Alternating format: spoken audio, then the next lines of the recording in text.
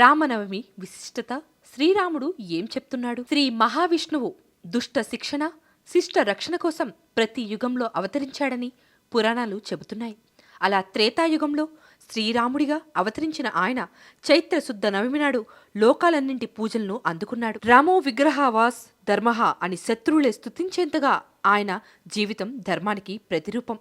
పితృధర్మం కోసం రాజ్యాన్ని వదిలి మాతృధర్మం కోసం అడవుల పాలై భ్రాతృస్నేహం, అదేవిధంగా స్నేహధర్మం, పత్నీ ధర్మం అన్నీ ఆచరణలో చూపించిన మహానుభావుడు శ్రీరాముడు.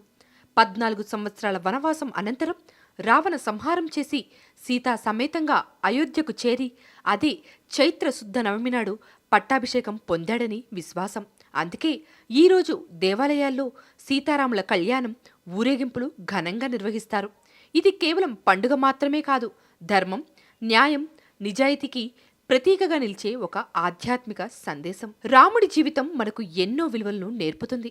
తండ్రి మాట కోసం, పినతల్లి కోరిక కోసం రాజ్యాన్ని త్యజించిన వినయశీలి ఆయన.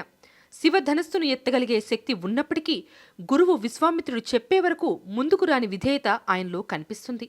పరశురాముడి కోపానికి ఎదురైనా అహంకారం చూపకుండా ప్రశాంతంగా స్పందించి తన మహత్తును చాటుకున్నాడు.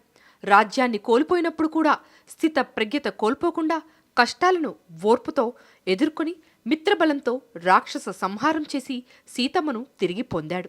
కష్టాల్లో దిగజారకుండా ధైర్యంగా నిలబడడం, పరిస్థితులు ఎలా ఉన్నా ధర్మాన్ని విడవకపోవడం, ఇవే రాముడు మనకు ఇచ్చిన గొప్ప పాఠాలు.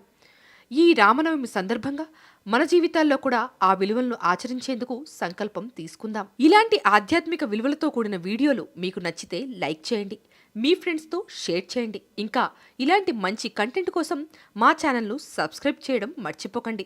మీ అభిప్రాయాలను కామెంట్లో తప్పకుండా తెలియచేయండి. మళ్ళీ మరో మంచి వీడియోతో కలుద్దాం. అప్పటి వరకు జై Sriram. Please subscribe to the channel and download the Politicos app from the links in the description.